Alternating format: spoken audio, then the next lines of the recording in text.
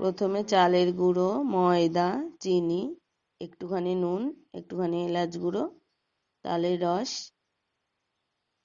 দুধ দিয়ে ভালো করে মেখে একটা গোলা তৈরি করে নেব। তারপরে চাটু গরম করে তাতে একটু তেল ব্রাশ করে নিয়ে গোলাটাকে দিয়ে তার মধ্যে দুধের ক্ষীরটা দিয়ে জড়িয়ে তুলে নেব। কেউ যদি দুধের ক্ষীরের রেসিপিটা দেখতে চাও তাহলে আমাকে কমেন্ট করে জানাবে, আমি রেসিপিটা দিয়ে দেবো।